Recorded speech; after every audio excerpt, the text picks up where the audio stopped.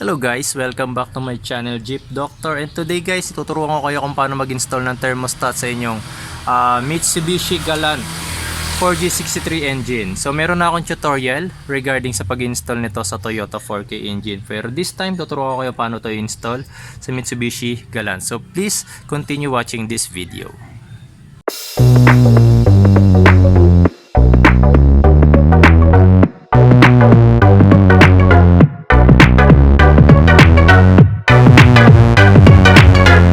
Pag-install ng thermostat guys, napakasimple lang naman yan. Dito lang naman yung thermostat housing natin. Ayan.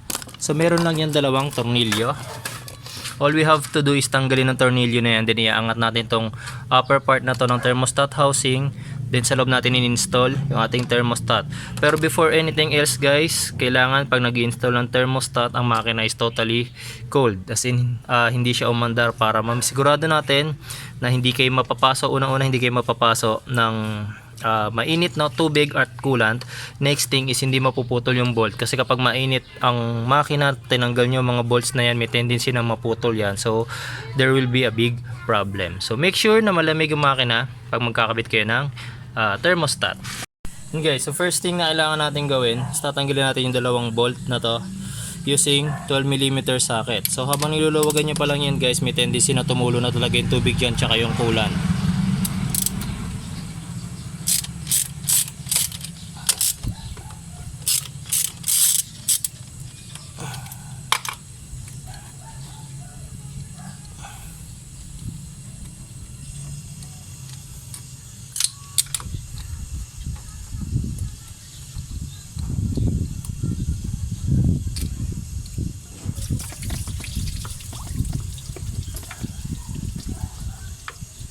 Ayan. So next thing na gagawin natin guys, kailangan nating linisin itong lip ng ating thermostat housing. Kailangan nating matanggal lahat ng lumang gasket. Gasket maker man yan or yung fiber flex. So kailangan nating lihahin yan or kahit yung cutter.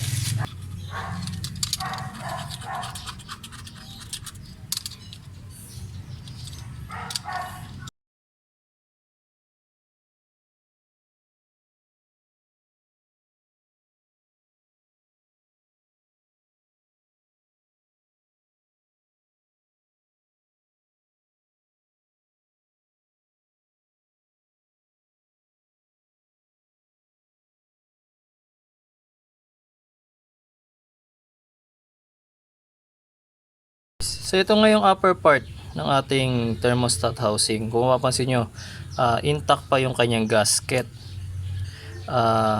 Since hindi siya na-damage from the removal, pwede nating i-reuse ang gasket na to. Ang gagawin na lang natin para masigurado na hindi magkakaroon ng leaks, gagamit tayo ng gasket maker or no silicone.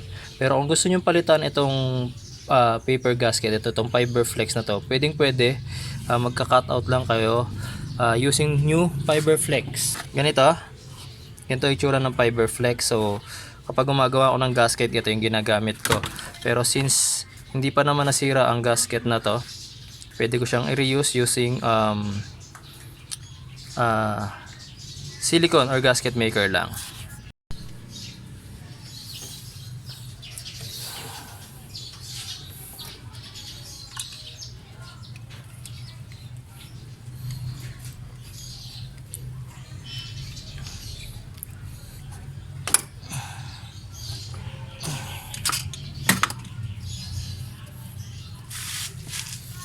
Tapos sa pag-install guys nitong ating thermostat, kung mapapansin nyo itong notch na to, daanan ng hangin yan. So dyan dadaan yung mga bubbles kapag ka nagkakaroon o nagpo-form na ng bubbles yung ating mga nag-evaporate na water. So dito sa makina natin, ang water outlet natin is nakahiga. So kapag nakahiga ang water outlet, ang installation ng thermostat is nakatayo. So may mga engine model na ang water outlet is nakatayo. Kumbaga itong tube na to is pataas ang formation niya. So kapag mag-i-install ng thermostat, kailangan yung itong nozzle na to, itong butas na to, naka-installed upwards. Yan, nasa taas siya, hindi siya pwedeng nasa ibaba. So dito, since nakahiga yung ating water outlet, ang installation natin yan, medyo inclined kasi yung ating water outlet. So susundin ko is yung pagkaka-inclined niya. So ang higher point niya, ito yung lower point, ito yung higher point. So dito ko i-install yung notch na ito, itong butas na to, para madaling makalabas ngayon yung mga bubbles na mabubuo during water evaporation. And then lalagyan ko ngayon ng silicone yan. Remember guys nga, para sa pag-install ng thermostat, huwag nyo mapagbabaliktad. Yung itong wax canister ang nasa part kung nasaan yung water or yung nasaan yung mainit na tubig, kasi ito labasan na to eh.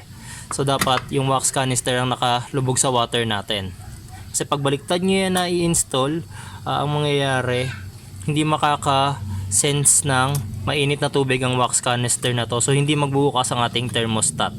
So, kailangan yung wax canister is nakalubog sa tubig.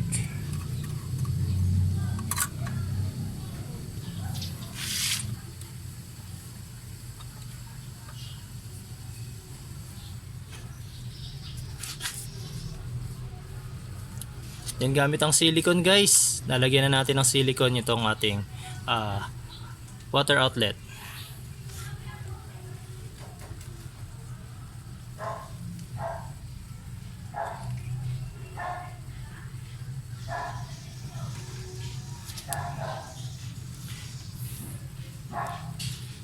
Make sure guys, sa paglalagay ng silicone, hindi nyo malalagyan ng silicone yung notch.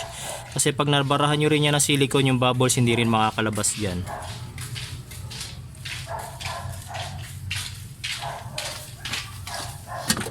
Tapos itong ating cover guys, lalagyan din natin yan ng silicone.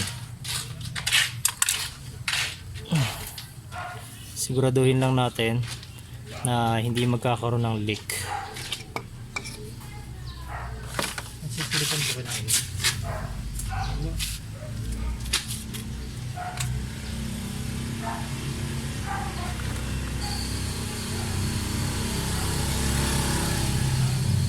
Guys, pag gumagamit nga pala kayo ng silicone, may advice ko, pagka-apply nyo pa lang ng silicone, wag nyo siya kagad ikakabit. So wait for several minutes para medyo tumigas ng konti yung silicone, para maging parang rubber muna siya. Kasi pag para pa siyang paste, medyo madedeform pa yan pagdating dun sa pag inattach na natin siya. O kasi ugali ko, yung pag parang rubber na siya, dun ko muna siya ikinakabit, para alam naman natin kapag ang mga goma pag naiipit, di ba? Masyado siyang lang nagiging sealant talaga. So wait lang ako for several minutes.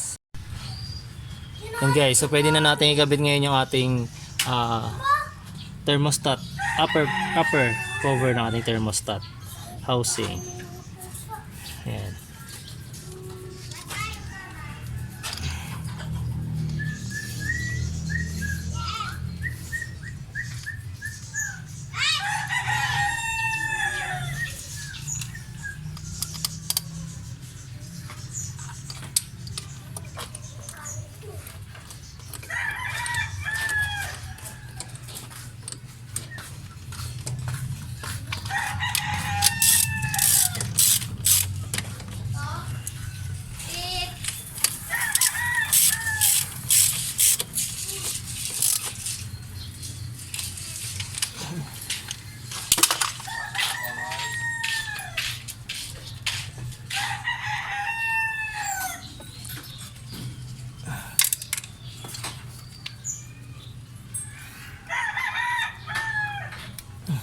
Yeah, so kung gusto nyo na medyo malinis tingnan yung inyong thermostat housing, yung mga excess na yan ng silicone, pwede nyo yan tanggalin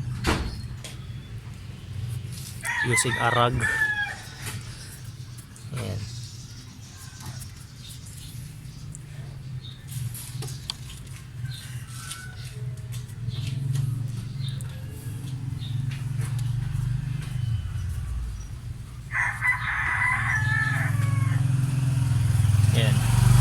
Tapos testing procedure na ang next guys. So kailangan nyo malaman na working perfectly yung inyong thermostat. So Before ko in-install ang thermostat na yan, tinesting ko na yan. So meron akong video guys kung paano mag-test ng thermostat kung working siya or hindi. So panoorin nyo yung video na yan para malaman nyo kung paano mag-test ng thermostat. So hihintayin ko na lang to. Testing procedure na lang ako guys. Kapag bago install ang thermostat guys, be very careful kayo. Lagi kayo nakamonitor dapat sa inyong temperature gauge guys. Importante na lagi nyo na monitor ang inyong temperature. So final thing to check guys kapag nasa normal operating temperature na yung ating makina. Yung ginawa natin dito sa ating water outlet, kailangan nyo siguraduhin na walang leak. Kasi once na mainit na yung ating makina, nagkakaroon na ng pressure build up yan eh. So mas malakas na yung pressure ng mainit na tubig. Kaya kailangan ma-check nyo kung walang water leak sa lahat ng connections na ginawa natin. So maging sa mga hoses, din maging sa mga gasket. So as of now wala akong nakikitang water leak.